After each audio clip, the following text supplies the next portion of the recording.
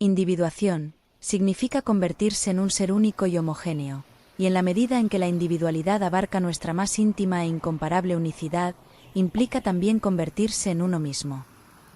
Por lo tanto, podríamos traducir la individuación como autorrealización. En este vídeo, nos sumergiremos en las ideas revolucionarias de Carl Jung, explorando un concepto fundamental, la individuación. La persona, la sombra, el ánima y el animus, además del yo más auténtico, el sí mismo. Todos estos elementos desempeñan un papel significativo en la búsqueda de la totalidad y la realización personal. Carl Jung dividió el reino inconsciente en dos partes distintas, el inconsciente personal y el inconsciente colectivo. En el inconsciente personal encontramos elementos reprimidos de la historia personal de cada individuo, mientras que el inconsciente colectivo está compuesto por instintos y arquetipos compartidos por toda la humanidad. Los arquetipos son estructuras cognitivas innatas y ejercen una poderosa influencia sobre las emociones, los pensamientos y el comportamiento. Esta comprensión profunda de la psique nos ayuda a comprender la complejidad y la riqueza de la experiencia humana. Los arquetipos proporcionan estructura a las diferentes partes de la psique, y su funcionamiento ideal ocurre cuando existe un equilibrio armonioso entre estas partes. No obstante, rara vez los individuos alcanzan este estado de equilibrio. En lugar de esto, la mayoría sufre de desequilibrios donde algunas partes de su personalidad experimentan una sobreexpresión en la conciencia, mientras que otras partes sufren de deflación o subdesarrollo. Según Jung, estos desequilibrios frecuentemente resultan en el desarrollo de neurosis y una falta de vitalidad en la vida cotidiana. El objetivo del proceso de individuación es trabajar para obtener la expresión adecuada de los diversos elementos arquetípicamente almacenados de la personalidad de alguien, confrontando los contenidos inconscientes y así obteniendo el autoconocimiento. Es importante notar que este proceso ocurre espontáneamente cuando no está impedido, ya que los contenidos del inconsciente naturalmente se esfuerzan por expresarse externamente en el mundo. Como Jung lo expresó, todo en el inconsciente busca manifestación externa. Sin embargo, el problema es que, aunque es natural, la mayoría de las personas quedan atrapadas en varias etapas del proceso de individuación, pues no logran integrar adecuadamente en la conciencia ciertos elementos del inconsciente. Cómo promover tal integración cuando no ocurre naturalmente, fue una cuestión de profunda preocupación para Jung. A través del análisis de sus pacientes, su investigación y experiencia personal, llegó a la idea de que los sueños proporcionan la mayor oportunidad de acceder al inconsciente. Los sueños. Como él dijo, los sueños son productos imparciales y espontáneos de la psique inconsciente, fuera del control de la voluntad. Son naturaleza pura. Nos muestran la verdad natural y sin adornos, y por lo tanto, son adecuados, como nada más, que para devolvernos una actitud que esté de acuerdo con nuestra naturaleza humana básica, cuando nuestra conciencia se ha alejado demasiado de sus fundamentos y ha caído en un impasse.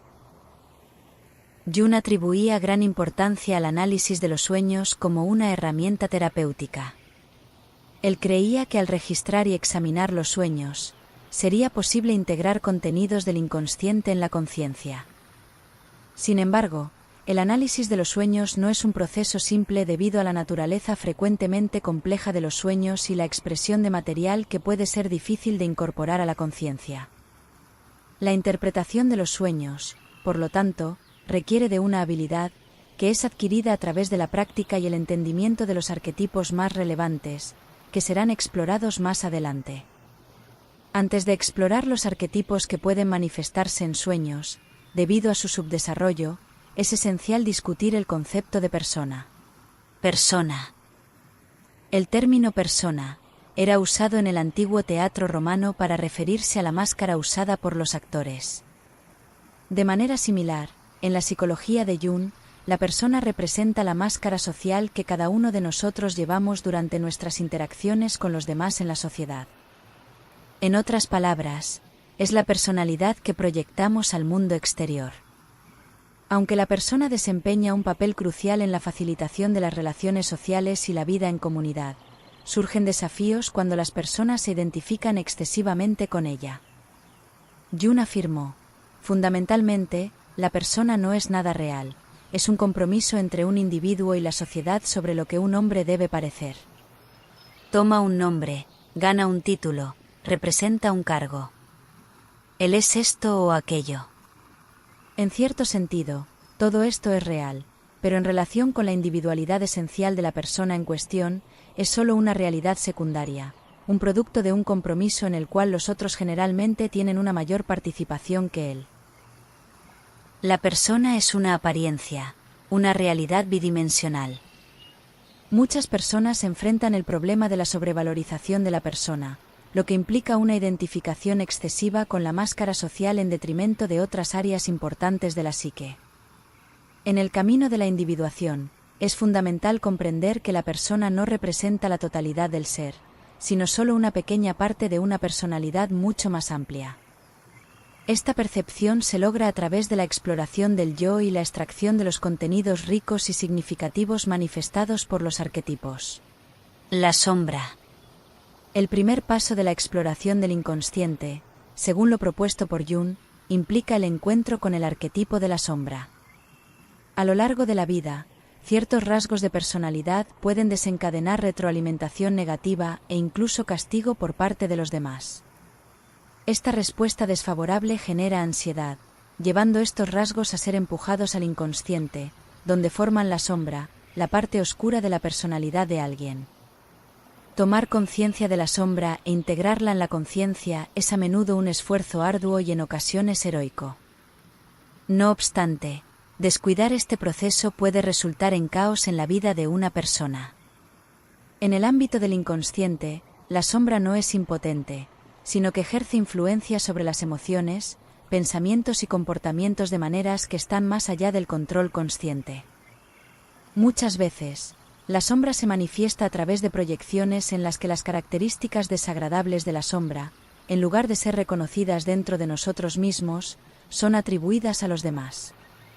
Traer a la luz de la conciencia los elementos de la sombra es crucial para corregir algunos de estos aspectos menos deseables de uno mismo. Es un proceso de autoexploración valiente que permite reconocer y abrazar todos los aspectos de la personalidad. Como explica Jung, desafortunadamente, no puede haber duda de que el hombre es, en general, menos bueno de lo que imagina o desea ser. Todo el mundo lleva una sombra, y cuanto menos esté incorporada en la vida consciente del individuo, más negra y densa será. Si una inferioridad es consciente, siempre se tiene la oportunidad de corregirla. Pero si está reprimida y aislada de la conciencia, nunca será corregida. De acuerdo con Jung, la sombra no se limita solo a características negativas. En realidad, cuando nos sobreidentificamos con la persona, tendemos a rechazar ciertos rasgos de personalidad no porque sean perjudiciales, sino porque no se ajustan a las normas sociales dominantes de la época. Al integrar la sombra en la conciencia, nos abrimos no solo a los aspectos negativos, sino también a los rasgos positivos y las energías creativas que contiene. La sombra, cuando es realizada, es fuente de renovación. El impulso nuevo y productivo no puede provenir de los valores establecidos del ego. Cuando hay un impasse y un tiempo estéril en dudas, debemos mirar hacia el lado oscuro hasta entonces inaceptable, que ha estado a nuestra disposición consciente. Ánima y animus. Además de la sombra, otro arquetipo que generalmente presenta subdesarrollo es conocido como ánima en los hombres y animus en las mujeres. Mientras que la persona desempeña el papel de una máscara social, protegiendo el ego de la interacción con el mundo externo, el ánima o animus actúa como una figura interna, protegiendo al ego de los contenidos profundos y muchas veces abrumadores que emergen de las profundidades del inconsciente. El ánima o animus es una representación del sexo opuesto dentro de cada individuo y posee características, tanto positivas como negativas. Desafía las identificaciones tradicionales de género y trae una variedad de cualidades y potenciales que pueden estar adormecidos o subdesarrollados. Al reconocer, explorar e integrar el ánima o animus, una persona puede alcanzar una mayor armonía y equilibrio en su psique. Sin embargo, al igual que la sombra, este arquetipo puede manifestarse de manera distorsionada si es proyectado. Esto ocurre cuando no somos conscientes de su influencia y permitimos que controle nuestras relaciones y percepciones del sexo opuesto. Al llevar el ánima o animus a la conciencia y trabajar en su integración, podemos desarrollar relaciones más saludables y una comprensión más profunda de nosotros mismos. Según Jung, la función natural del animus, así como del ánima, es permanecer entre la conciencia individual y el inconsciente colectivo, de la misma manera que la persona actúa como un intermediario entre la conciencia del ego y los objetos del mundo externo. El animus y el ánima deben funcionar como un puente o una puerta, conduciendo las imágenes del inconsciente colectivo, así como la persona debe ser un puente hacia el mundo exterior. Un encuentro con el ánima o animus se revela en la conciencia de una persona a través de sueños o visiones en los que surge una figura del sexo opuesto. Esta figura generalmente aparece durante un periodo de profunda desorientación psicológica, ofreciendo orientación sobre cómo superar barreras psicológicas que impiden el progreso natural en el proceso de individuación. El encuentro con este arquetipo puede marcar el inicio de un periodo de gran significado en la vida de alguien, caracterizado por transformaciones psicológicas significativas. El encuentro con el ánima o animus representa una conexión con el inconsciente aún más profunda que la de la sombra. En el caso de la sombra, es un encuentro con los aspectos rechazados de la psique, las cualidades inferiores e indeseadas. En el encuentro con el ánima o animus, se trata de un contacto con niveles más profundos que pueden conducir a los alcances más elevados que el ego puede alcanzar. Arquetipo de la totalidad, el self. Después de descubrir e incorporar los elementos de este arquetipo en su conciencia, una persona adquiere la capacidad de adentrarse en el núcleo más profundo de la psique, el arquetipo de la totalidad, que Jung denominó el self y consideró el más significativo entre todos los arquetipos. El propósito central del proceso de individuación es la expresión plena del self. Según Jung, el self es el objetivo de nuestra vida, pues es la expresión más completa de lo que llamamos individualidad. Así como el Sol ocupa el centro del sistema solar, el arquetipo del self es un núcleo central de toda la psique. Desempeña un papel crucial como el principio unificador y organizador de la psique, orientado a la integración de los reinos consciente e inconsciente. Es importante resaltar que el ego, como centro del campo de la conciencia, está intrínsecamente relacionado con esta dinámica. Cuantos más y más significativos sean los contenidos inconscientes asimilados por el ego, más se acercará el ego al self. Aunque esta aproximación debe ser un proceso sin fin, a medida que la persona se familiariza cada vez más consigo misma, experimentará un creciente sentimiento de armonía interior y conexión con el mundo a su alrededor. De hecho, Jung consideraba esta conexión consigo mismo tan crucial, que la describió en varias ocasiones como un tesoro que proporcionaría independencia y un vínculo con el infinito. El self y el mandala. A través del análisis de la universalidad de símbolos como la paternidad y el mandala, Jung hizo un revelador descubrimiento. Observó que estos símbolos no se limitan a los sueños de personas modernas que desconocen sus significados, sino que están ampliamente presentes en los registros históricos de diversas culturas y periodos. Esta constatación llevó a Jung a comprender la existencia del self, un arquetipo que trasciende las barreras del tiempo y del espacio, manifestándose de forma recurrente en la psique humana a lo largo de la historia. Un mandala, dijo Jung, es la expresión psicológica de la totalidad del self.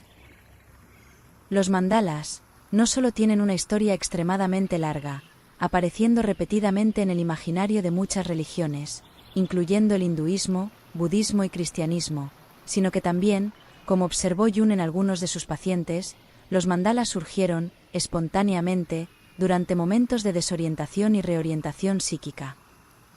Jung creía que los mandalas, y otros símbolos de orden, eran manifestaciones compensatorias de totalidad, producidas por el self en tiempos de crisis. En conclusión, Jung afirmaba que el proceso de individuación y la identificación con el self son de extrema importancia no solo para el desarrollo de una personalidad saludable y la manifestación del potencial individual, sino también para el bienestar de la sociedad en su conjunto. Él creía que en una sociedad dominada por la conformidad, donde la mayoría de las personas se identifican excesivamente con su persona, se está susceptible al surgimiento de gobiernos opresores. Por lo tanto, Jung enfatizaba que, para promover cambios sociales positivos y duraderos, es esencial que un número creciente de personas, a través del proceso de individuación, despierten a la percepción de que hay más en su ser que el rol social impuesto por la persona. De esta forma, el proceso de individuación no solo beneficia al individuo, sino que también contribuye a una sociedad más libre y consciente. A medida que la propia sociedad está compuesta por seres humanos más individualizados, está completamente a merced de individualistas implacables. Deje que se agrupen en grupos y organizaciones todo lo que quieran. Es exactamente este agrupamiento y la consiguiente extinción de la personalidad individual lo que hace sucumbir tan prontamente. ¿Dónde está el dolor? 1.000.000 de ceros juntos no suman nada. Gracias por hacer parte de esta comunidad. Gracias y bendiciones.